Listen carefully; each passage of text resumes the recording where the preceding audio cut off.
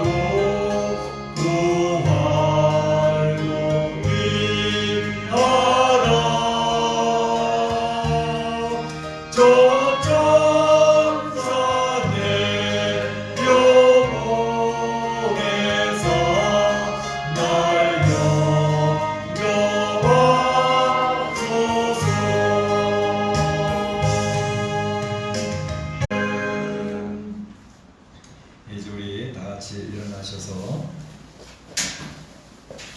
보혈을 지나 찬송 드림으로 이 일부 예배를 시작하도록 하겠습니다.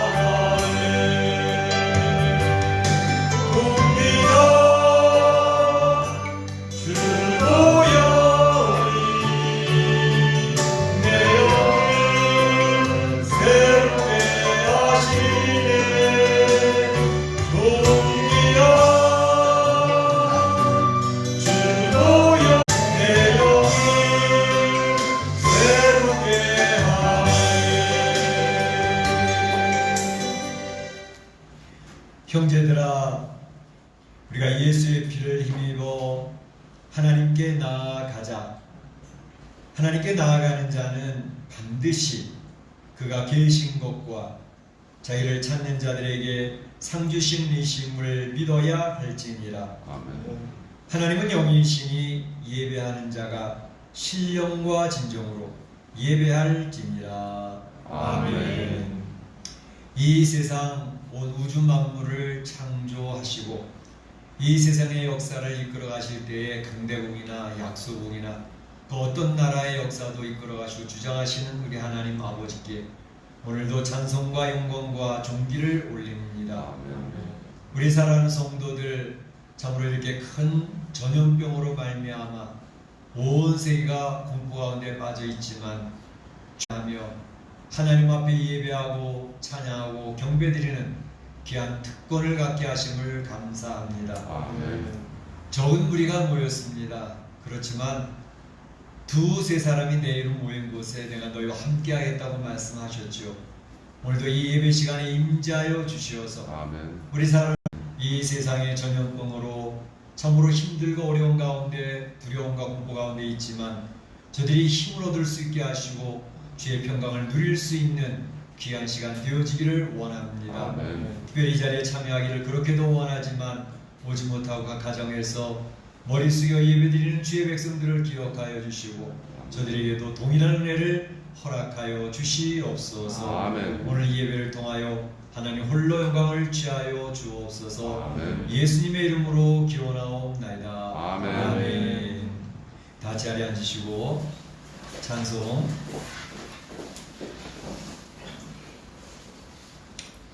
5장 천지간 만물들아 찬양 올리겠습니다.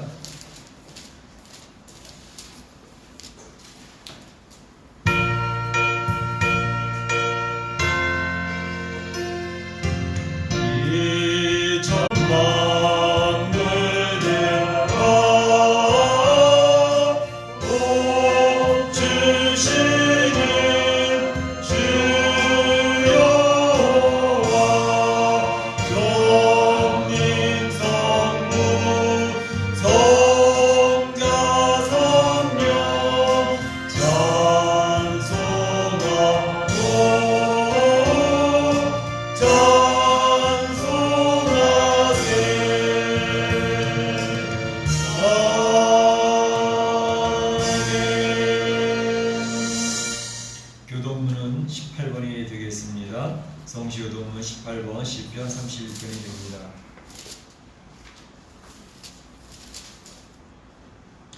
여호와여, 내가 주께 비하오니 나를 영원히 부끄럽게 하지 마시고 주의 공의로 나를 건지소서.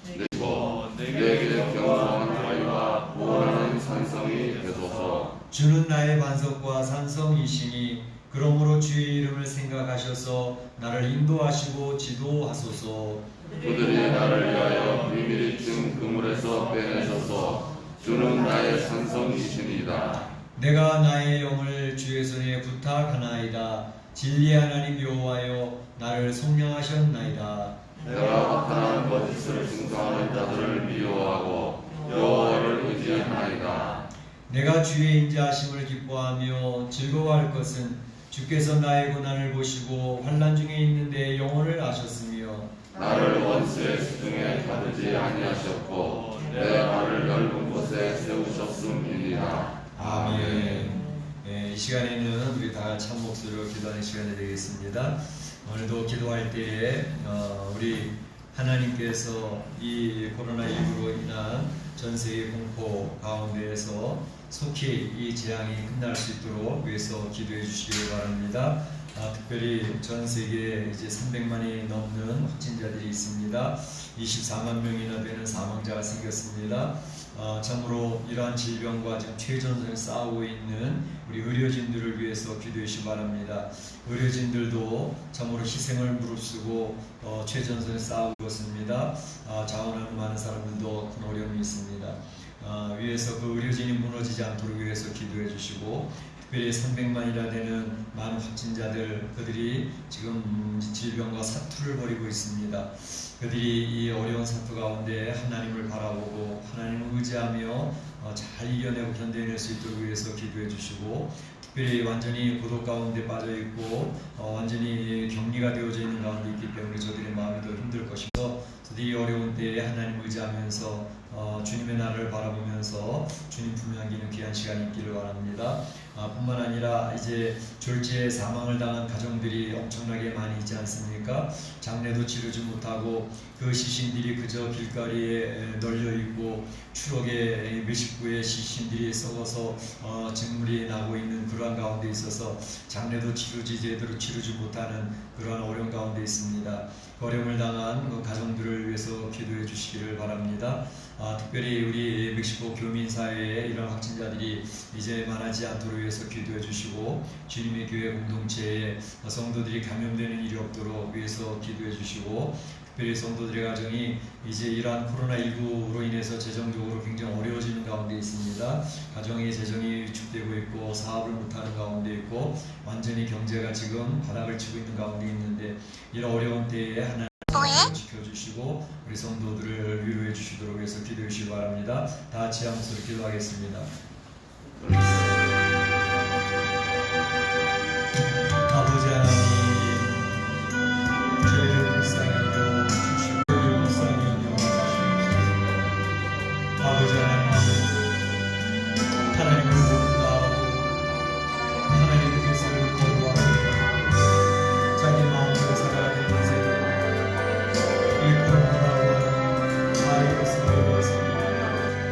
인생의 모습이 아무것도 아니고 잘못 바른 것이 전부 쓰러져가고 있습니다. 아버지 하나님, 이러한 인생의 모습에 처참함과 연약함을 주 앞에 고백하며 아버지 하나님께 간구하며 다윗이 하나님 앞에 기도하며 하나님 주의 날 위하여 피하기로 원합니다. 이 재앙의 날이 지나기까지 주의 날 위하여 주님을 기도하며 은혜를 믿고 달라고 기도해 준다는 것처럼 주의 하나님 앞에 기도합니다. 하나님 이 재앙이 속히 지나가게 하시고 이 재앙에서 저희들이 하나님을 바라볼 수 있게 하여 주시고 이 재앙과 싸우고 있는 의료진들을 기억하여 주셔서 저들의 의료체계 무너지지 않도록 인도하여 주시고 참으로 많은 사람들이 원칙 가운데에서 힘들어하는 가운데 있습니다.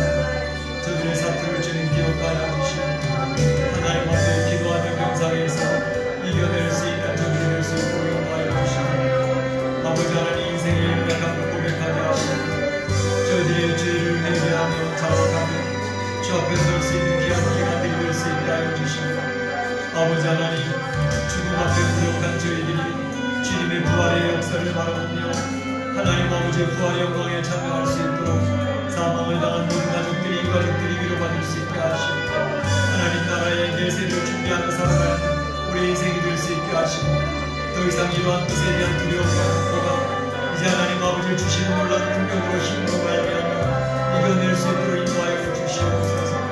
주님께서 저희 인생들을 불쌍히 여겨 주시옵소서. 공의 여겨 주시옵소서. 오늘도 주의 말씀을 나누게 주의 임재하심 함께 하시고 주의 영광이 드러나게 하여 주시옵소서. 감사하고 예수님의 이름으로 나의 평안을 너에게 주노라. 내가 너에게 주는 것은 세상이 주는 것과 같지 아니하니라. 너희는 마음에 근심하지도 말고 두려워하지도 말라. 아멘. 네, 사도신경 신앙교도 가도록 하겠습니다. 여러분은 무엇을 믿습니까? 나는 전능하신 아버지 하나님 천지의 창조주를 믿습니다. 여러분은 무엇을 믿습니까? 나는 그의 일하신 아들을 우리 예수 그리스도를 믿습니다.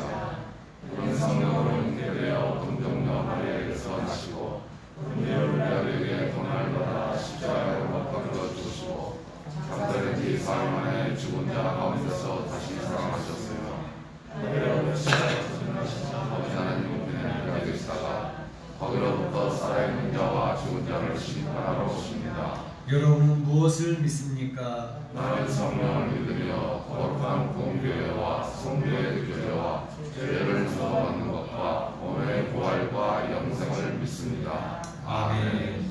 찬송가 339장 찬양 하나님께 올리겠습니다.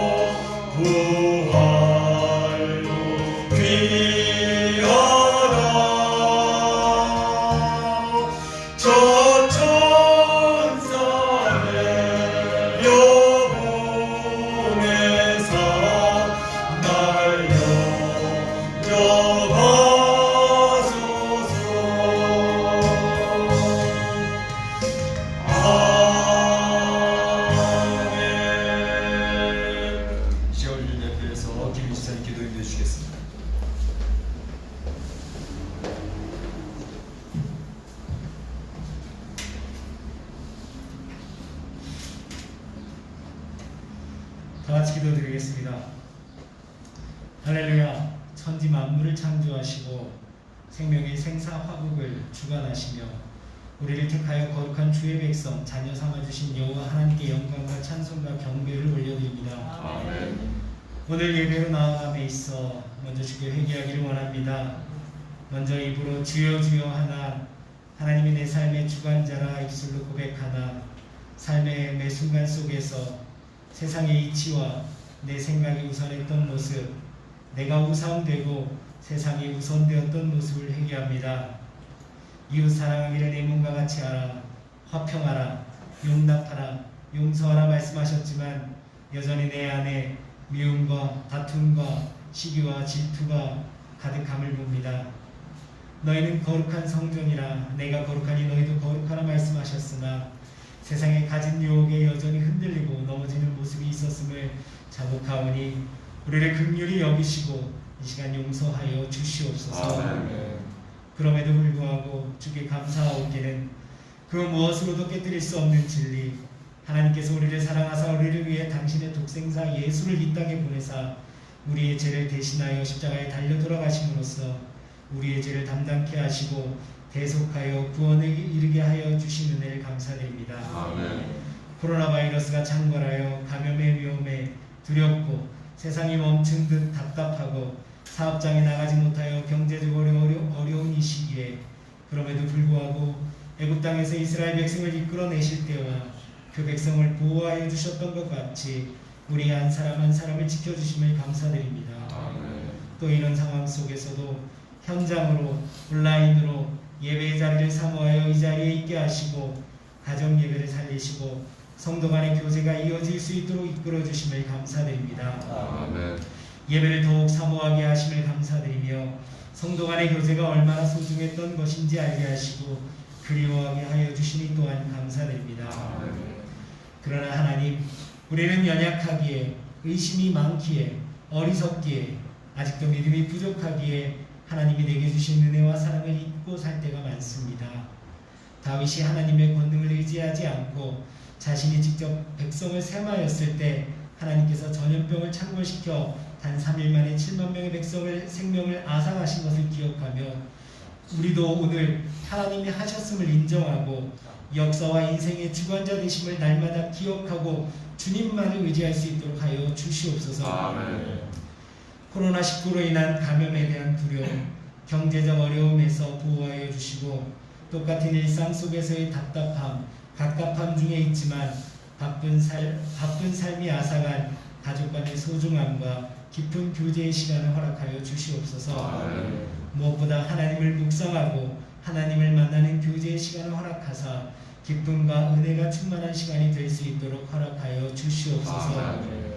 우리 교회 성도들과 사랑하는 사람들을 건강하게 지켜주시고 코로나19를 예방하고 치료할 수 있는 백신과 치료제가 개발되며 속히 정상적인 생활로 복귀하게 하시고 우리에게 맡겨진 세상 일들 그 사업장이 속히 회복될 수 있도록 하여 주시옵소서. 아멘. 이를 위하여 싸우고 힘을 쏟고 있는 위정자들과 의료진들에게 힘을 더하여 주시고 안타깝게도 병상에 있는 이들에게 속히 회복될 수 있도록 하나님께서 치료하여 주시옵소서. 아멘. 특히 코로나19로 인해 사랑하는 사람을 잃어 큰 슬픔 가운데 있는 이들을 위로하여 주시옵소서. 그리하여 함께 우리가 교회 성전에 다시 모여 찬양하고 예배하며 얼굴과 얼굴을 직접 맞대며 대하며 하는 교제를 회복시켜 주시옵시고 우리 아이들이 즐겁게 뛰는 모습을 흐뭇하게 지켜볼 수 있는 그날을 기대하오니 속히 허락하여 주시옵소서. 아멘. 각 가정 개인의 사정을 잘 아시는 주님, 그 마음에 소망하며 간절히 하나님께 간구하는 것을 들어 응답하여 주옵소서. 아멘. 예배의 자리에 있습니다. 현장이건 영상이건 장소와 매체에 관계없이 신실한 마음으로 사모하는 마음으로 거룩히 예배하게 하시고 아멘. 시청자가 아닌 예배자로 이 자리에 각자의 자리에 있게 하여 주시옵소서. 아멘. 조재영 목사님을 청지기로 세우셨으니 영육간에 더욱 강건하게 하시고 오늘 전하는 하나님의 말씀 가운데 힘이 있게 하시고 그 말씀을 듣는 우리로 아멘하며 화답하고 우리의 삶 가운데 적용할 수 있도록 하여 주시옵소서. 아멘. 우리와 함께 하심을 감사드리며 또 함께 하실 것을 믿으며 이 모든 것을 감사함으로 주님께 하나님께 예수님의 이름으로 기도드렸습니다. 아멘.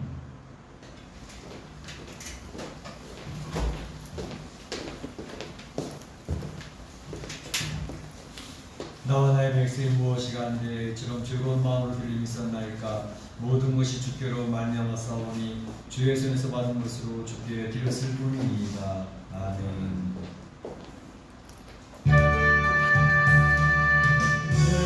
내게 있는 모든 것을 아낌없이 드리네. 사랑하고 의지하며 주만 따라가리라. 주께 드리네. 주께 드리네. 사랑하는 구주 앞에 모두 드리네. 하나님 감사합니다. 오늘도 우리 사랑하는 성도들 주 앞에 나올 때 귀한 물질을 구별하여 올립니다. 이 드린 물질을 통하여 하나님 영광 받아주시고 아멘. 이렇게 경제적으로 완전히 막혀있는 때에 우리 사랑하는 성도들의 가정에 물질이 어려움당치 아니하고 부족함이 없도록 하나님이 역사해 주시기를 원합니다. 아멘. 하나님 참 우리 사랑하는 성도들의 가정이 보호되기를 원합니다. 질병으로부터 감염되지 않도록 막아주시고 아멘. 하나님 모두 이 어려운 때 건강할 수 있도록 지켜주시되 아멘. 영적으로도 건강하여서 하나님 같이 모여 예배드리지 못하지만 저희의 가정에서도 더욱더 주님을 사모하며 참 예배자의 모습으로 주 앞에 나가는 귀한 은혜가 있도록 인도해 주셔서 그 심령이 건강할 수 있도록 주님 지켜주시기를 원합니다. 아멘. 아버지 하나님 우리 사랑하는 성도들 참으로 주 앞에 기도하는 제목들이 응답되게 해주셔서 이 어려운 때 위기 때에 참으로 환난과 또 물질 궁핍 속에서도 하나님의 놀라운 역사를 경험하는 귀한 은혜가 넘치도록 인도하여 주셔서 아멘. 이 위기의 상황이 오히려 기회의 상황으로 바뀌어질 수 있도록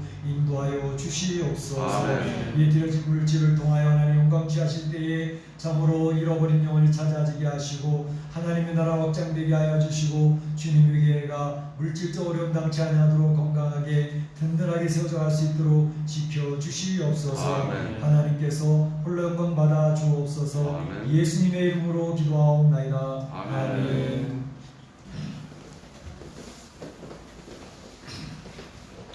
네, 교회 소식을 알려드리겠습니다.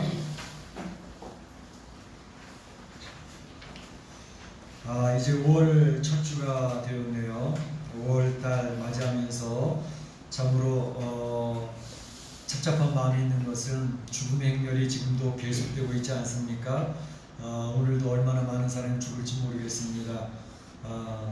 그래도 장례도 치르지 못하고 치료에 몇십 구씩 시체가 쌓여있고 병원 복도에 시체들이 쭉 늘어져 있고 하는 것들을 보도를 보면서 가슴이 얼마나 아픈지 알 수가 없습니다. 참 이러한 죽음 행렬이 있는 가운데 있지만 우리 성도들 오히려 이 5월달에 생명의 승리가 넘쳐나는 그러한 은혜가 있어지길 바랍니다. 그래서 하나님 앞에서 예배에 집중해서 은혜가 넘치시기를 축복합니다. 5월달부터 대신방을 하겠다고 지난번 연기된 적이 있었는데 지금 대신방할 상황이 아니라서 대신방이 가능할 때까지 연기하도록 하겠습니다. 착오 없으시길 바라고요. 그래서 목장 모임을 모이지 못하고 있는 가운데 있지만 목장 카톡방을 통해서 서로 은혜를 풍성히 나누어서 서로 격려하는 시간 되어지길 바랍니다. 감사한 것은 어제 토요일날 또 우리 베드로 목장, 바울 목장 모여서 참 이제 화상이긴 하지만 서로 얼굴을 보고 아이들이 건강한 모습을 보고 얼마나 안심이 됐는지 모릅니다. 참으로 각 목장별로 이렇게 귀한 교제와 서로 은혜를 나누는 시간들이 더욱더 든든하게 세워져 갈 수 있기를 바랍니다. 코로나19로 인해서 온 성도가 다 함께 모여 예배드리지 못하는 안타까운 상황이 지금 계속 지속이 되고 있는데 이런 때일수록 우리 성도들이 자칫 잘못하면 신앙으로 이렇게 나태해지기 쉽습니다.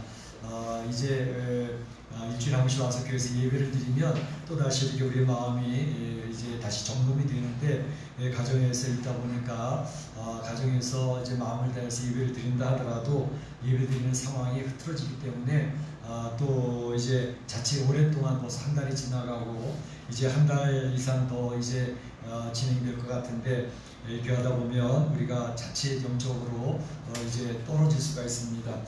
그래서 하나님과 교제가 깊어질 수 있는 그런 방식을 각각 찾아야 되는데 말씀 묵상이라든지 기도에 집중하실 때 특별히 골방 기도를 통해서 우리 성도님들 주님과 대화하고 교제하는 시간이 더욱더 깊어지길 바랍니다. 아직도 확진자가 지금 이제 늘고 있죠. 다음 주 주안점에는 멕시코도 이제 정점을 찍고 내려가지 않겠나라는 예측을 하고 있는데 어쨌든 이제 내려가는 중이라 할지라도 계속 조심해야 됩니다. 그래서 교회 오실 때도 이렇게 마스크 착용해 주시고 기침하는 분들 가정에서 또 이렇게 열이 있고 하는 분들은 가정에서 예배를 드리시고 이제 많은 사람들 접촉하게 되어지는 분들 있지 않습니까? 그런 분들은 지금 알아서 이렇게 교회 안 나오고 계시는데 가운데 있는데 어쨌든 성도 간에 서로 조심할 수 있도록 그래서 나도 지키고 상대방도 지켜줄 수 있는 그러한 역사 있도록 성도들이 조심해 주시길 바랍니다. 지난주에도 생명의 삶 5호를 이제 가져가셨는데 지금 한 3번 정도 남았습니다. 필요하신 분들은 오늘 가져가시기를 바랍니다. 중보기도회가 지금 아직 계속되고 있습니다. 여러분들이 모여서 지금 기도하고 있는데 이제 중보기도회에 못 나오시는 성도들 각 가정에서 꼭 기도에 동참해 주시면 좋겠습니다. 8시부터 9시까지 1시간 동안은 계속 우리가 기도에 힘을 쓰고 있으니까 기도해야 할 내용들이 많지 않습니까? 그래서 이제 기도에 힘을 품고 기도해 주셔서 주님의 교회가 영적으로 든든히 지켜져 갈 수 있도록 위해서 기도해 주시기 바랍니다. 새벽 기도는 쉬는 중에 있고 그렇습니다. 더욱더 기도에 힘써 주시길 바랍니다. 하나님 말씀 보도록 하겠습니다. 하나님 말씀은 요한계시록 2장 18절에서 29절 말씀까지가 되겠습니다.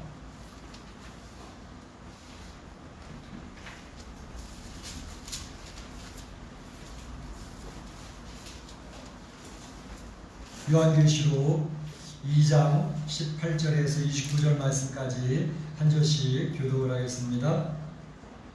두아디라 교회의 사자에게 편지하라. 그 눈이 불꽃 같고 그 발이 빛난 주석과 같은 하나님의 아들이 이르시되 내가 내 사랑과 믿음과 성심과 인내를 아노니 내 나중 행위가 처음 것보다 많도다.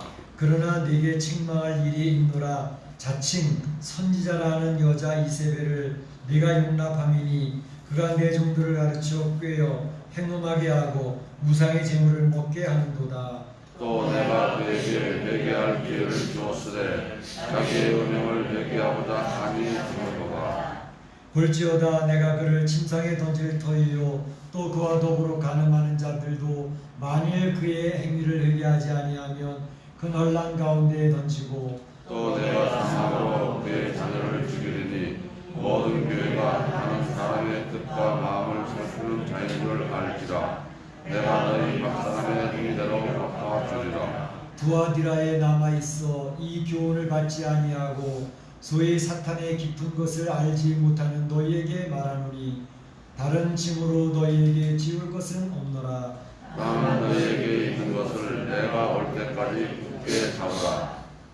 이기는 자와 끝까지 내 일을 지키는 그에게 만국을 다스리는 권세를 주리니 그가 철장을 가지고 그들을 다스려 질그릇 깨뜨린 것과 같이 하리라.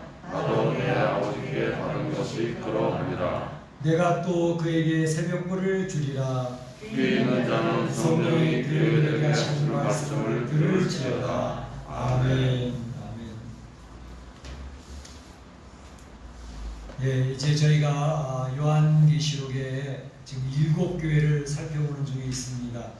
7교회를 살펴보는 가운데 첫 번째 살펴봤던 교회가 어느 교회였죠? 에베소 교회였죠?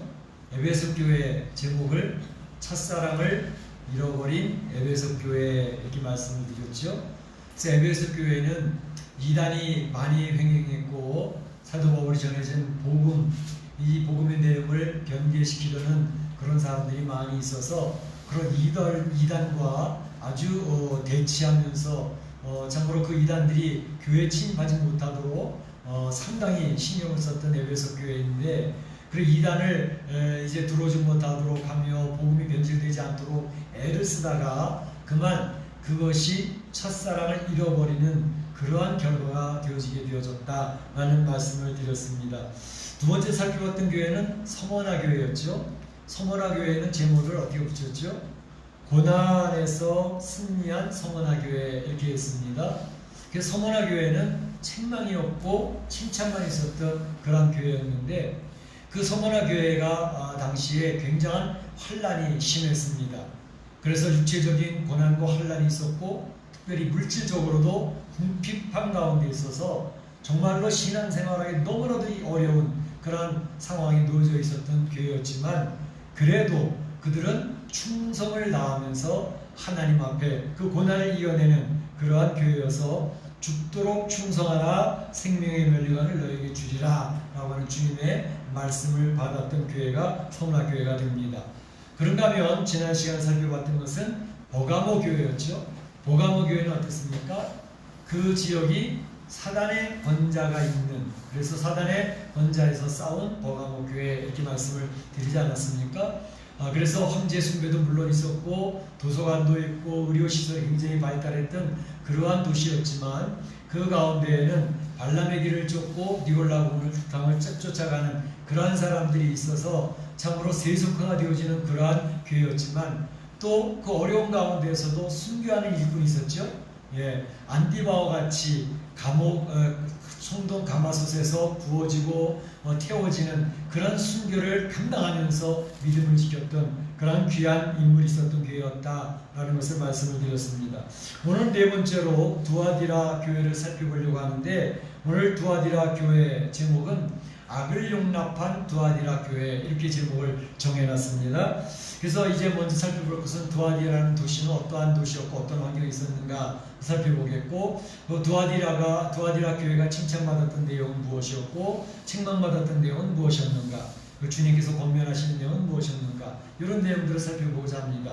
우선 두아디라라고 하는 도시, 이 도시는 어떤 도시였나 지난번에 살펴봤던 버가모 도시에서 내륙쪽으로 동쪽으로 한 70km 정도 더 내륙으로 들어가는 곳에 있었던 곳이 두아디라라는 곳입니다.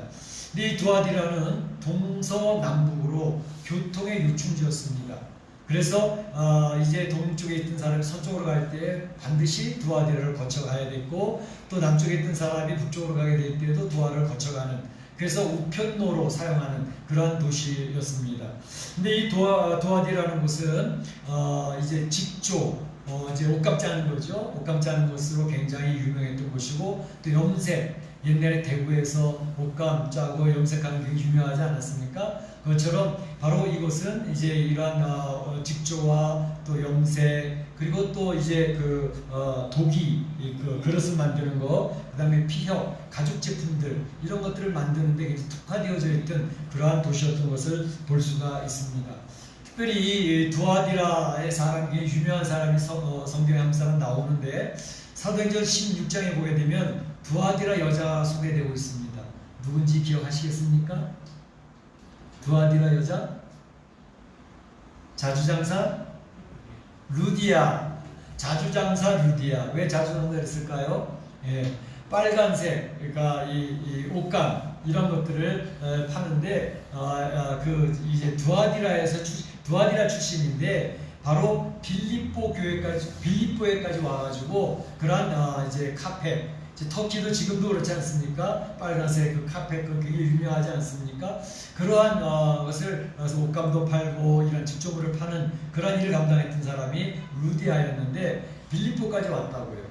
바로 두아디라는 소아시아 지역이었지만 빌립보는 유럽의 첫 성입니다. 유럽으로 연결되어진 첫 성인데 거기까지 와서 바로 이러한 옷감을 팔고 하는 일을 했는데 그러니까 두아디라의 그 옷감이 그 직조 또는 그 염색이 얼마나 굉장히 유명했는가 하는 것을 미루어 짐작해 볼 수가 있는 것이죠.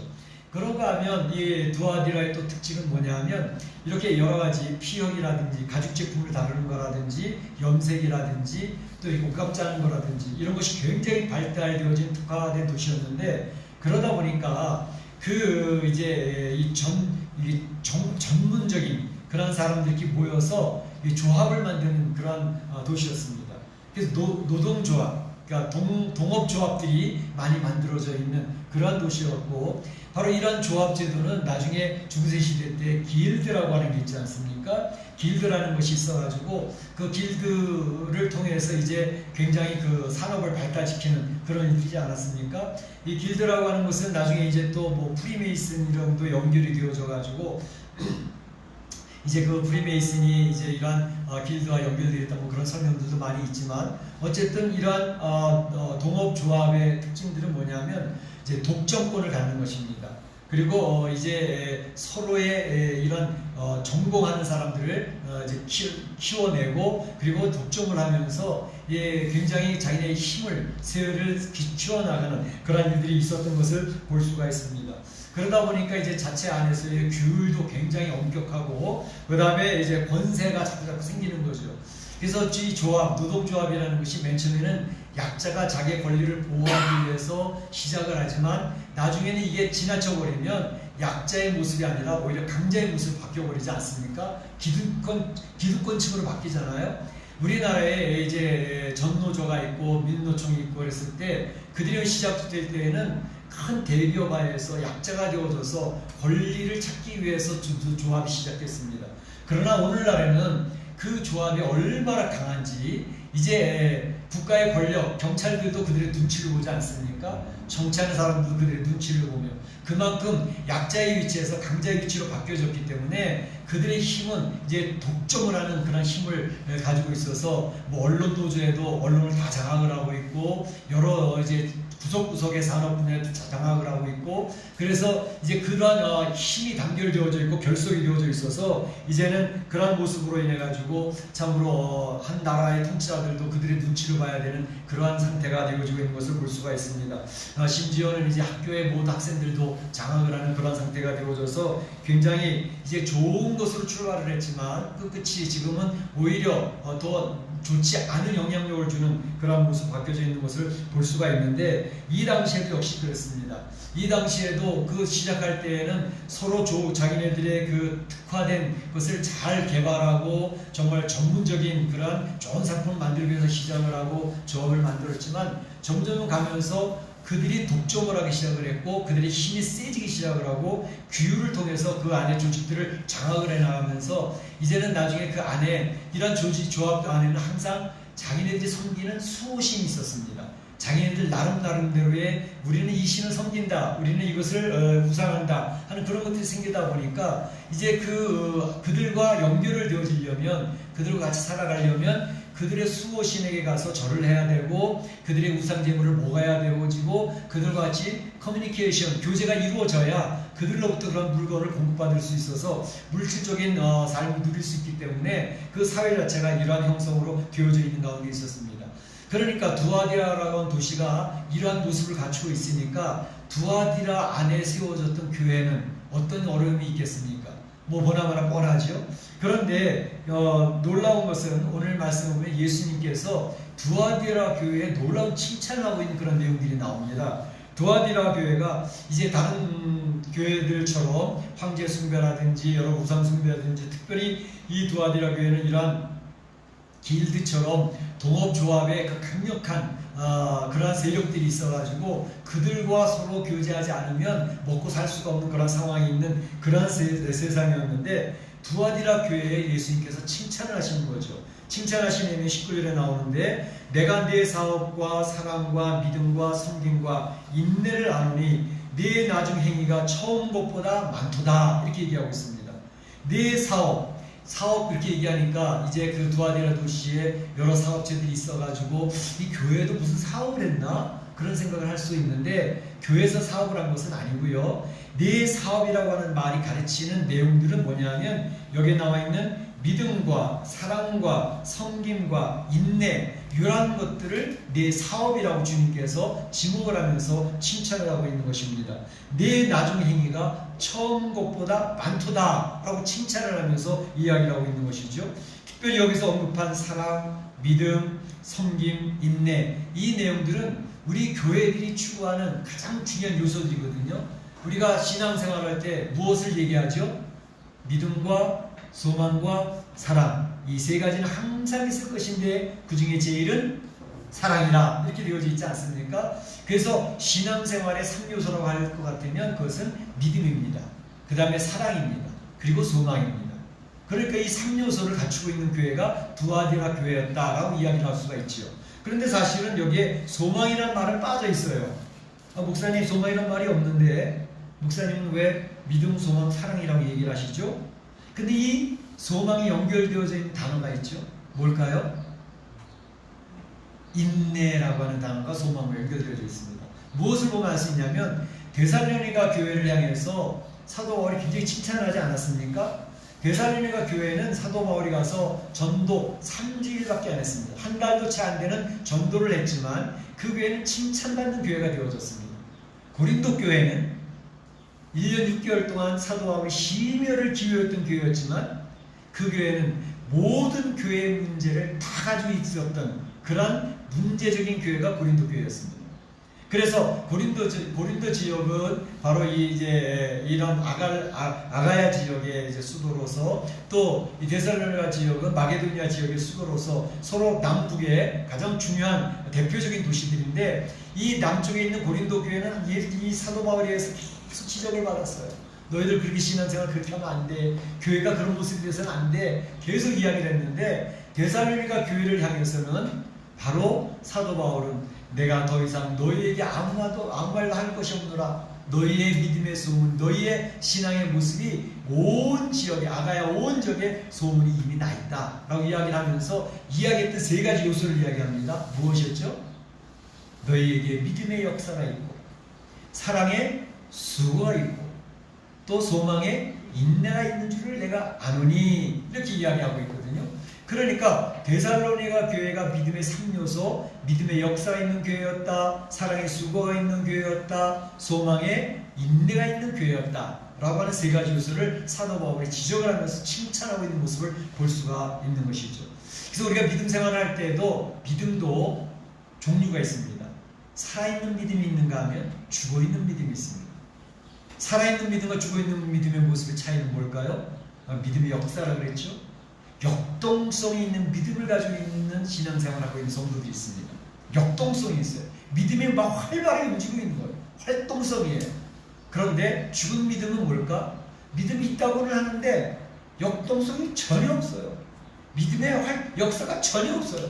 그러니까 믿음은 있다고 하지만 전혀 역동성이 없는 믿음, 그것은 죽은 믿음과 같다라고 이야기를 하고 있는 것이죠. 그런가 하면 사랑도 마찬가지입니다. 사랑도 진짜 사랑의 모습이, 사랑이 있고 사랑이 있는 것 같은데 실상은 사랑이 없는 그런 모습이 있을 수 있다는 것이죠. 진짜 사랑의 모습은 어떻게 나타나느냐? 오늘 성경에서 이야기한 대로 섬김의 모습으로 나타납니다. 진짜 사랑이 있으면 그건 수고하는 모습으로 나타납니다. 진짜 사랑이 있으면 희생을 감수하는 모습으로 나타납니다. 그러니까 사랑이라는 단어는 추상명사이지만 이것이 구체적으로 되어지는 바로 섬김, 수고, 희생, 행동으로 옮겨진 내용으로 나타나면 그 사랑은 진짜 사랑이었다라는 것을 이야기하고 있는 것이죠. 그래서 우리의 신앙생활을 이렇게 점검해 볼 수가 있는데 사실은 이번 주간에 저는 이제 지난번에도 말씀드렸던 것처럼 다큐 프로그램을 좋아해서 이렇게 다큐 프로그램을 이제 보게 되는데 특히 인간극장이라는 내용을 참 잘 봐요. 하루에 한 30분, 40분씩 이렇게 해서 쭉 연결해서 한 주간을 한 사람 스토리를 얘기하는 건데 거기 보게 되면 이 세상 살아가는 사람들의 모습이 다 이렇게 묘사가 되어져 있어요. 그래서 저는 굉장히 관심 있게 보고 많이 은혜도 받고 도전도 받고 우리의 삶의 모습을 관찰할 수가 있습니다. 그러니까 이번 주간에 어떤 일이 있었냐 하면 거기에 이제 39살 된 남편, 38살 된 아내 두 부부 그리고 또 그 주변에 이제 뭐 49살 된 그런 남편 그리고 이제 이제 비슷한 그런 아내 그런 가정들이 몇 가지 소개되면서 무엇을 얘기하느냐 하면 이분의 이름이 심상수라고 하는 분이었는데 아내는 마미나라고 하는 분이었고 그 가정에는 아들이 둘이 있었습니다. 12살 된 심유견 또 11살 된 심아윤이라는 이제 아들과 딸이 있었는데 그 가정이 살아가는 모습이 특이한 모습이었어요. 어떤 모습이었냐면 이 사람이 지금 38살밖에 안 됐잖아요. 그런데 24살짜리 여자 처녀를 입적을 시켜서 딸로 삼았어요. 도대체 이게 무슨 빡이 말이나 돼? 38살을 된 그 사람을 아버지라고 부르고 그다음 38살 된 이 아내를 통해서 엄마라고 부르고 어머니라고 부르고 그러면서 한 가정을 꾸미고 있는 거예요. 도대체 이해가 안 됐어요. 이거 도대체 이게 뭐야? 근데 그 주변에 있는 사람도 49살인데 21살짜리, 22살짜리 또 아들과 딸을 또 입양을 해서 같이 생활을 하고 있는 거예요. 물론 그들이 어떤 조그만 사업을 하고 있는데 그 사업에 그 아이들이 들어가서 직장 생활을 하면서 월급을 주면서 그렇게 하고 있는데 사정을 쭉 들어보니까 이 아이들은 고아인 거예요. 부모가 누군지를 모르는 거예요. 미혼모에 의해서 태어난 아이들인데 그 아이들을 국가에서 18살까지는 보호를 해서 키워줘요. 근데 18살 되어지면 보호 종료 아동이라 그래가지고 그 키우는 기관에서 나가야 돼요. 그러니까 18살 돼서 나가고 난 뒤에 이 아이들은 자기들이 이제 알아서 살아가야 되는데 이게 문제가 굉장히 심각한 거예요. 1년에 한 2,500명 정도가 보호 종료 아동이 되어져서 18살 이상이 되어지면 나와서 자기네들이 알아서 살아가는 그런 사회가 되는데 이제 이 친구들은 한 대학교 동아리였어요. 이 부부들이 그러니까 기독교 대학의 한 동아리였는데 그 동아리에서 서로 연결되어져 가지고 합창하고 찬양하고 그렇게 모였던 동아리인데 거기서 결혼되어졌던 부부들이 이 아이들을 보호 종료 아동된 아이들을 자기 가정에 입양을 시켜서 딸로 아들로 삼은 거예요. 근데 그렇게 했던 이유가 있더라고요. 이 아이들이 문제가 생겨져 가지고 이제 병원에 간다든지 어떤 일에 기관에 간다든지 그러면 한국 사회는 항상 법적 보호인의 사인이 필요하고 도장이 필요한 거예요. 병원에 가서 치료를 받아야 했는데 널 보호자 데리고 와라. 내가 보호자 하겠다고. 아니 그거 말고 법적 보호인이 있어야 사인을 해야 된다. 그렇게 하다 보니까 이 아이들은 병원에 가서 치료받을 수도 없고 어떤 기관에 들어갈 수도 없고 법적 보호인이 없어서 그러니까 이 아이들을 법적 보호인이 되도록 자기 집 호적에 올린 거예요. 올려서 병원에 가더라도 법적 보호인으로 사인을 하고 어떤 직장에 취직할 때 법적 사인을 하고 하는 그런 모든 일을 이 부부들, 젊은 부부들이 그 일을 감당해 주면서 그 아이를 키우는데 거기서 더 중요한 것은 뭐냐면 이 24살 되어진 여자 청년인데 38, 39살 된 아버지, 어머니 그렇게 꼭 부르더라고요. 근데 거기서 느끼는 게 뭐냐면 자기는 이 가정이라고 하는 울타리가 얼마나 소중한지 처음 알게 됐습니다. 나에게도 가정이 있다고 하는 것에 얼마나 감사한지 모르고 너무너무 큰 감동이 있더라고요. 그래서 그 가정이 있어서 이제는 기댈 데가 있고 또 외갓집도 갈 수 있고 또 이제 할아버지 집에도 갈 수 있고 하는 그런 내용들이 쭉 설명되어진 내용이었는데 너무너무 감동적이었어요. 야, 저 사람들 너무 멋있게 살아가는구나. 젊은 사람들인데 저런 가치관을 가지고 저렇게 멋있게 살아가는 거. 그 가정의 식구들이 이제 삶의 모습들을 쭉 보여주니까 뭐 화가 났다가 또 웃었다가 또 아이들하고 뭐 하는 이런 것들 쫙 보여주는데 그 삶 속에 섬김이 있는 거예요. 그 삶 속에 희생이 있는 거예요. 서로의 마음을 돌봐주는 모습이 있었더라고요. 그걸 보면서 야, 기독교인이 저렇게 멋지게 살아갈 수 있구나 라는 생각을 많이 해봤어요. 너무 멋진 인생을 살아가는 모습을 굉장히 도전을 많이 받았습니다. 그러니까 우리가 신앙생활하며 하나님의 사람으로 살아간다고 하는 것이 실제로 믿음을 가졌고 사랑을 실천하는 것이 이러한 삶의 모습 속에서 그렇게 드러날 때에 우리 하나님 얼마나 기뻐하실까? 또 어느 누군가에게 선한 영향력을 주고 그에게 좋은 영향을 미칠 수 있는 그런 삶을 살아간다면 정말로 멋진 크리스찬이 아닐까? 그런 생각을 하면서 보았던 그런 내용이었습니다. 뿐만 아니라 이들이 이제 그 소망의 인내가 있다는 것은 그러니까 이 사람들이 소망을 갖더라고요. 이제 비전을 갖더라고요. 부모에게 버림받아서 자기 부모니가 누군지도 모르고 살아가다가 꿈도 없이 살아가다가 이제는 나도 무엇인가 할 수 있겠다라고 하는 소망을 갖기 시작하더라고요. 비전을 갖기 시작하더라고요. 나도 이런 식으로 그냥 살면 안 되겠다.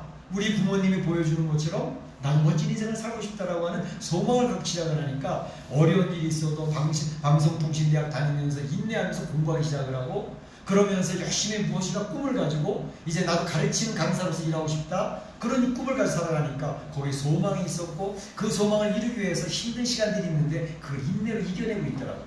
얼마나 멋진 인생의 모습인지 알 수가 없었습니다. 오늘 예수님께서 바로 이 두아디라 교회를 칭찬했던 모습은 그런 모습이었습니다. 너에게 이 믿음의 역사가 있구나. 너에게 사랑의 수고가 있구나. 너에게 소망의 인내가 있는 그런 모습이었다. 그러면서 예수님께 칭찬을 하신 것은 너희들이 처음보다 나중에 훨씬 더 나아지고 있구나 라고 칭찬하는 거예요. 이게 얼마나 귀한 칭찬입니까? 처음보다 나중에 낫다고 하는 칭찬, 굉장히 중요한 칭찬이죠. 에베소 교회는 처음이 굉장히 좋았습니다. 이단과 싸워서 이겨냈으니까, 지켜냈으니까. 그런데 나중에 안 좋았습니다. 그러다 보니까 가슴이 굉장히 차가워졌고 아주 다른 사람을 경계하는 눈빛으로 보기 시작을 했고 사랑을 잃어버리면서 에베소 교회의 시작은 멋있게 시작을 했는데 끝날 때는 아주 처음보다 못한 모습이 되어졌다. 두아디라 교회는 반대로 시작할 때는 그 어려움 속에서 시작을 했는데 나중에는 점점 좋아지는 그러한 모습이었다라고 예수님이 칭찬하고 계시는 것이죠. 이게 굉장히 신앙생활의 중요한 모습이라고 봐요. 신앙생활이라는 건 뭡니까? 예수 그리스도의 생명이 우리 죄성으로 신음받고 죽을 수밖에 없던 존재 안에 들어왔다는 건 아닙니까? 그 생명의 씨앗이 우리 안에 심겨졌기 때문에 우리 성도들은 생명체가 되어진 것입니다. 생명체의 특징은 뭐죠? 자라남입니다. 성장함입니다. 성숙해져 가는 것입니다.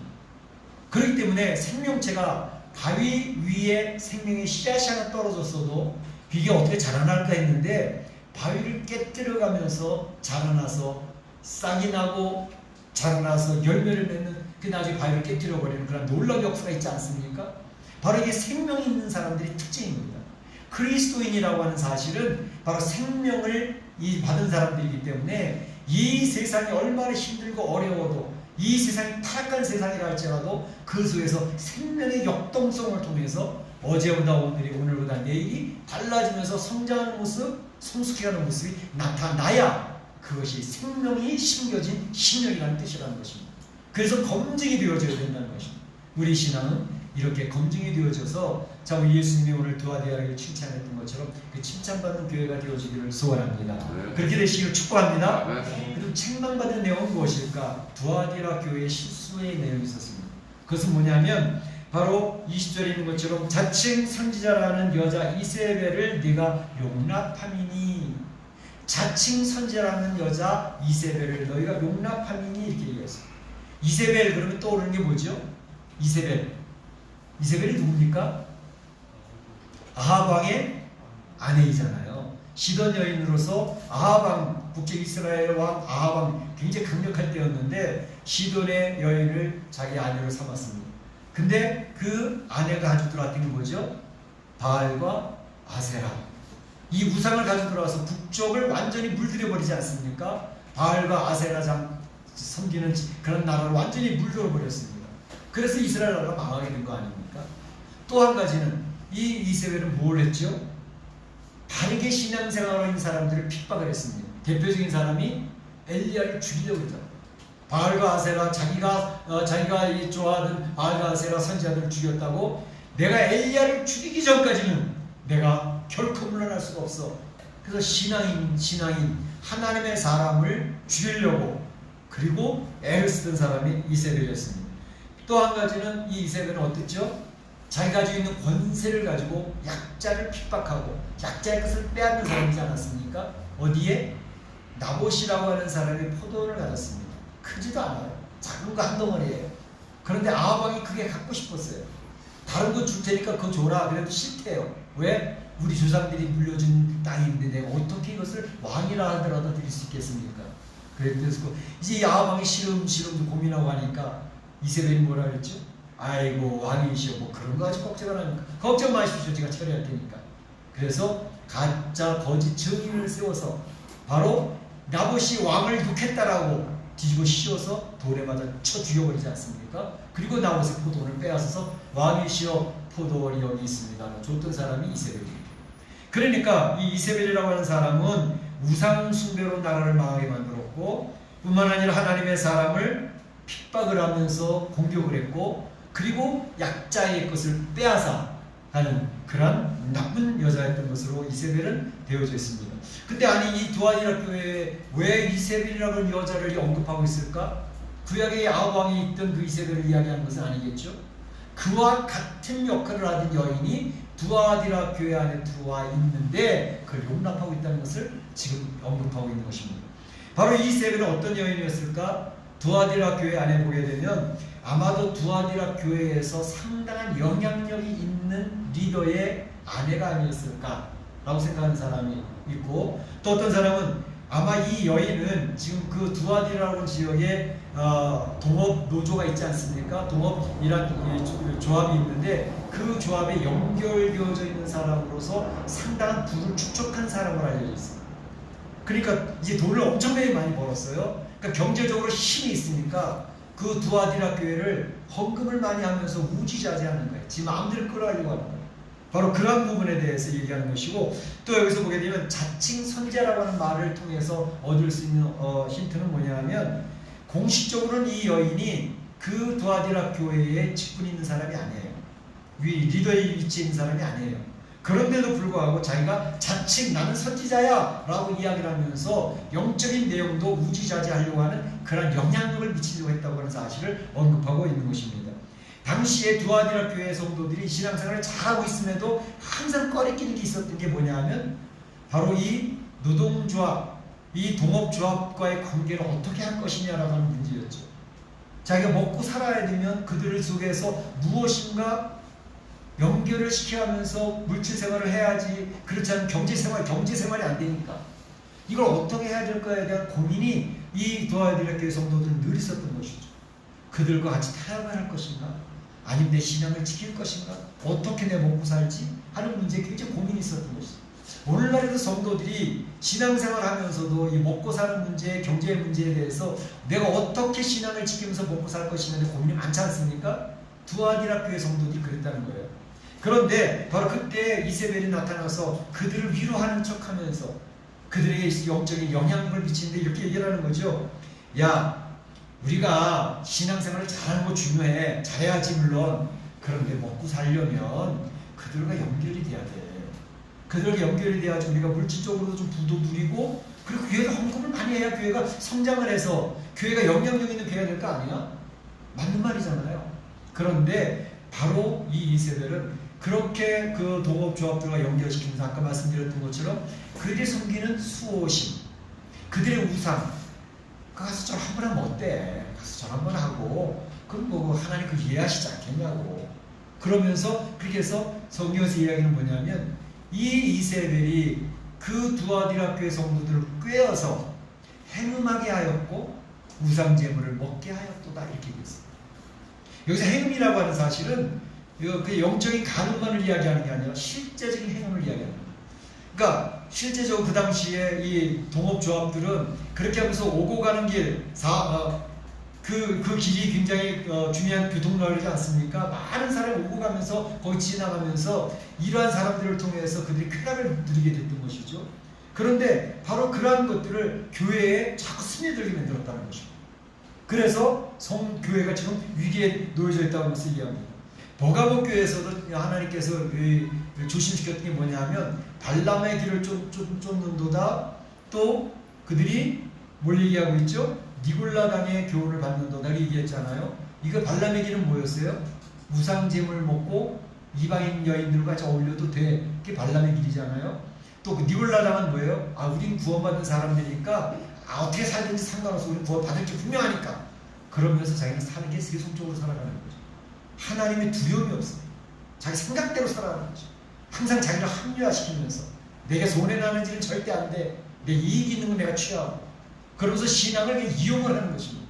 신앙생활의 중심은 나지 하나님 될 수 없어요. 그러니까 하나님 중심의 신앙이 아닌 자기 중심의 신앙생활. 이게 오늘날의 가장 무서운 싸움이 되는데, 인본주의 신앙이냐 신본주의 신앙이냐의 싸움이 나중에 사단과의 싸움이 되어지는 것입니다.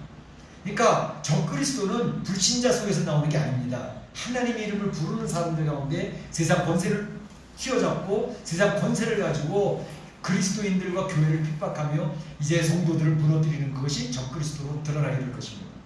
바로 오늘날 성도들이 생각할 것이 뭐냐면 우리는 세상적인 가치관을 가지고 살다가 성경을 읽으면서 성경적인 가치관으로 변화가 되어져가고 있어요. 그래서 성경적인 가치관을 가지고 세상을 보는 눈이 생겼고 성경적인 가치관을 가지고 생활하는 방식으로 우리 익숙해서 훈련받고 있는 중이에요. 그런데 이 사람들에게 마지막 때에는 세상적인 가치관이 하나님의 가치관, 성경적인 가치보다 더 위를 두는 겁니다. 아니, 나라에서 이렇게 하라 그랬잖아. 그러니까 그렇게 해야 되는 거야. 그러니까 내가 가지고 있던 성경적인 가치관이 세상적인 권위가 더 높아져 버리니까 그 가치관으로 우리가 변경이 되어지는 거죠. 그럼 이 세상에서 이야기하는 가치관대로 살아야 우리가 존재하지. 그렇게 살지 않아서 어떻게 신앙이 존재할 수 있어? 이렇게 되어져 버리니까 그들을 따라가는, 그들과 타협해야지만 살아갈 수 있는 그런 가치관으로 바뀌면서 적당한 신앙생활로 바뀐다는 것입니다. 바로 이것이 세속화입니다. 이것이 자기 중심의 인본주의 신앙으로 바뀌는 것입니다. 마지막 때는 바로 이러한 싸움이 강렬하게 나타나게 될 것이라는 것입니다. 그러면서 교회는 서서히 무너져가는 것입니다. 왜? 다 자기 중심적으로 살아가니까. 하나님 중심의 사람이 자꾸 무너져가요. 그래서 이 이세벨을 용납했다고 하는 것이 주님 앞에서는 굉장히 문제가 되고 있다는 것을 예수님께서 이해하고 있는 것이죠. 그래서 예수님께서 오늘 여기서 결론적으로 선언하는 내용이 있는데, 선언하는 내용은 뭐냐? 이세벨에게도 이야기했고 이세벨을 따르는 사람들에도 이야기했습니다. 그에게 회개할 기회를 주었으되, 회개할 기회를 주었으되. 사람이요, 내가 생각했던 대로 그렇게만 살면 얼마나 좋겠습니까? 성경적인 가치관을 살다가도 우리는 무너지는 존재가 우리라는 사실을 우리는 성경에서 보고 있지 않습니까? 그런데 바로 무너졌을 때에 하나님께서는 야, 너 하나님 말씀대로 살지 않는구나, 바로 징계하시는 분이 아니라 너 지금 많이 흔들리고 있어. 하나님 앞에 잘못됐다는 사실을 인정하고 시인해. 그리고 돌아서야 돼. 라고 회개할 기회를 제공을 하시는 거죠. 가룟 유다에게도 예수님이 얼마나 그를 불러대면서 그가 돌이킬 수 있는 기회를 주고 계십니까? 마찬가지로 우리가 쓰러지고 넘어지고 내가 약해서 세상을 따라갈 때 주님께서는 돌이켜야 돼, 지금이야, 지금 돌이켜야 돼, 회개해야 돼 라고 몇 번의 경고를 주시면서 우리를 돌이킬 기회를 주십니다. 그런데 문제는 오늘 이세벨은 돌이키지 않았다라고 얘기합니다. 오늘 성경에서 이야기하는 것은 이세벨은 회개할 기회를 얻었을 때, 주었을 때 그는 거부하였다라고 이야기하고 있습니다. 또 이세벨을 따르는 자들, 그들이 즐긴 침상이 있지 않습니까? 쾌락을 즐겼습니다. 그냥 세상을 적당히 타협을 하면서 세속화된 신앙을 생활했습니다. 그들에게는 내가 침대에 던져버릴 것이요 이렇게 했습니다. 침대에 던져버린다는 것은 그들이 즐기는 침상에서 그들이 병들어 죽을 것이라는 것을 이야기하죠. 그들이 즐기던 그것에 의해서 성병이 걸려요. 그들이 즐기던 그것에 의해서 쾌락에, 마약에 도취돼서 벗어나지 못합니다. 그 질병 때문에 죽는 것입니다. 그래서 사망으로 그 자녀들을 죽일 것이요 라고 이야기를 하고 있는 것을 볼 수 있습니다. 그래서 회개하지 않으면 그 삶이 망가지고 그 가정이 망가지고 그 교회도 망가지게 될 수밖에 없다라는 사실을 이야기하고 있는 것입니다. 우리 하나님은, 우리 예수님은 어떤 분이신가? 바로 눈에 불꽃이 있는 분이시고 발에 빛난 주석 같은 분이시다. 빛난 주석은 항상 심판을 이야기하는, 노제단은 항상 심판을 얘기하는 거거든요. 그러니까 불꽃 같은 눈을 가지고 살피시는 하나님이 우리 심령을 살피고 우리 행위를 살피기 때문에 하나님 앞에 회개하지 않으면 그 행위대로 심판을 받을 수밖에 없다라고 이야기를 하는 것입니다. 그런데 감사한 것은 두아디라 교회에 남은 자들이 있다라고 하는 사실을 이야기하고 있습니다. 뭐라고 얘기하시냐면 바로 두아디라에 남아있는 이 교훈을 받지 아니하고 소위 사탄의 깊은 것을 알지 못하는 너희에게 말하노니, 이게 누굴 얘기하냐면 두아디라 교회 안에 남은 자들에 대해서 이야기합니다. 남은 자, 렘넌트라고 그러죠. 끝까지 남아있는 사람. 성교의 구속사는 남은 자의 역사입니다. 구루터기 신앙이라고 그러죠. 구루터기는 뭐예요? 큰 나무를 잘라버렸습니다. 베어버려서 밑둥만 남았습니다. 그게 구루터기입니다. 근데 그 구루터기에서 새싹이 나면서 새로운 생명이 출발하는 것을 그 구루터기예요. 바로 그와 마찬가지로 남은 자는 하나님의 말씀대로 따르지 않는 사람 하나님께서 싹싹 쓸어버리십니다. 정리를 행하시는 거죠. 그런데 그들 가운데 남은 자가 있다는 것입니다. 그 남은 자를 통해서 하나님의 일들이 이루어지고 하나님의 나라가 형성되어진다는 것을 이야기하고 있습니다. 이사야 선지자도 남은 자 사상을 이야기했고 사도 바울도 남은 자 사상을 이야기했습니다. 로마서 9장 27절에 보게 되면 이렇게 얘기를 합니다. 사도 바울이 이사야의 말을 인용을 해서 얘기하는 것입니다.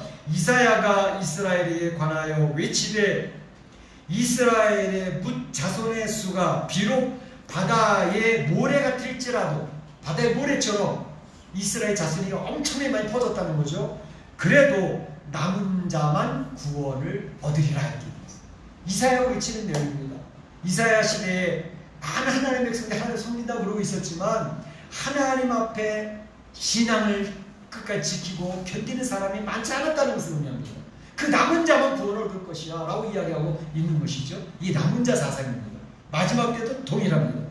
로마서 11장 5절에도 그렇게 얘기합니다. 그런즉 이와 같이 이제도 은혜로 택하심을 따라 남은 자가 있느니라. 남은 자가 있느니라. 엘리야 선지자가 나 이제 이세벨에 의해서 죽게 생겼습니다. 저를 죽여주십시오 라고 이야기할 때 하나님 뭐라 그러시죠? 엘리야야 너무 걱정하지 마. 너만 남은 게 아니고 우상 앞에 절하지 아니한 몇 명? 7,000명이 남겨져 있어 라고 이야기하는 거죠.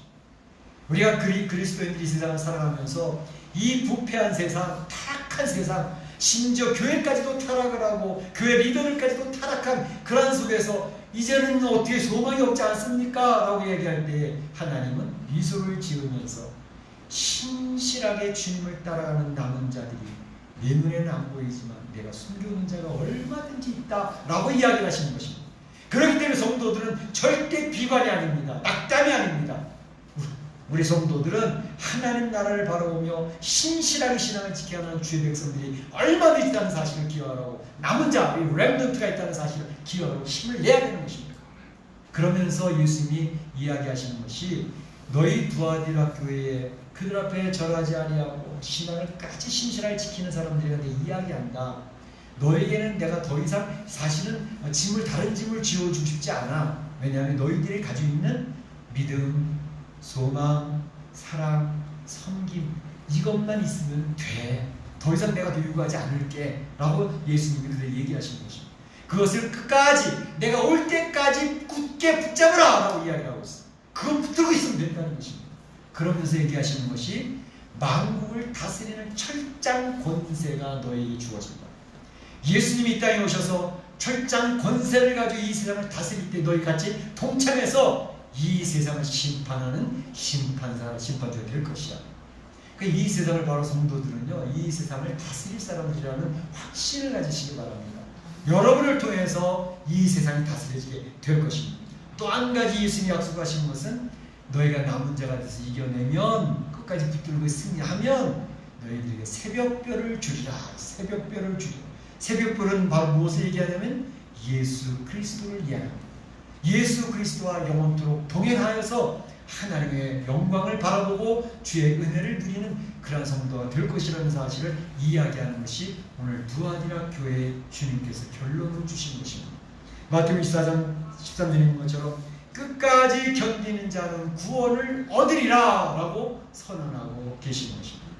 오늘 사랑하는 성도들이 오늘 이 두아디라 교회를 한번 살펴보면서 우리의 신앙을 점검해 보시고 끝까지 견디어서 승리하는 성도들 다 되시기를 주님의 이름으로 축복합니다. 축원합니다. 네, 시간에다가 참 목사 한번 기도하겠습니다. 잠시 들은 바 말씀을 생각하면서 내 마음에 자리 잡는 내용을 정리하면서 한 가지를 붙들고 기도하시기를 바랍니다. 다시 기도하겠습니다.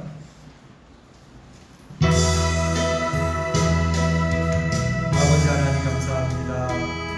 오늘 우리는 두아디라 교회를 살펴보았습니다. 두아디라고 하는 지역에 특수성이 있어서 그 속에서 신앙생활하는 것이 쉽지 않았습니다. 그러나 두아디라 교회는 신앙생활을 잘했습니다. 그래서 주님이 칭찬받았습니다. 처음보다 나중에 더 훨씬 낫다고 믿음과 소망과 사랑이 있는 교회라고 칭찬했습니다. 그래서 하나님 아버지 전부 이세벨을 나타나고 굉장히 우리가 위기를 당하지만 하나님 끝까지 견디며 끝까지 이겨내며 만국을 다스리는 권세와 세력을 지나가서 싸우는 그 말씀을 이겨낼 수 있는 성도들이 될 수 있는 인도하여 주시옵소서. 예수님의 이름으로 기도합니다. 다 같이 일어나셔서 좋으신 하나님 찬양을 부르겠습니다.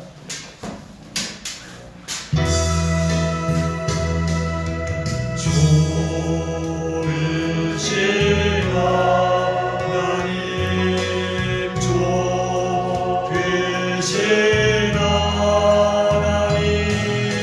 참 좋으신 나의 하나님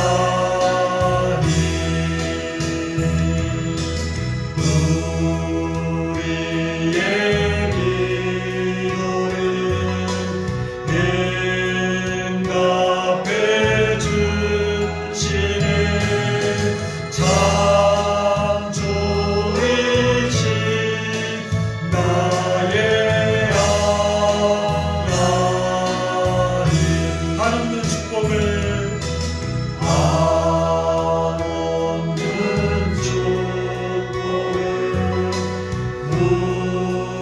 우리에게 주시는 참 좋으신 나의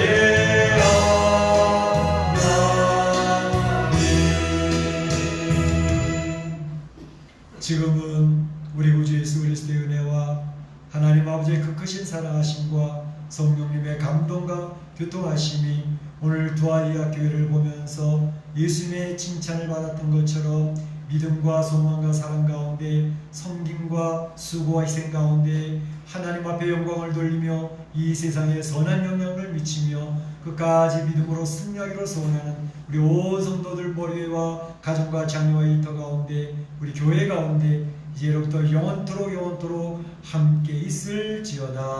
아멘.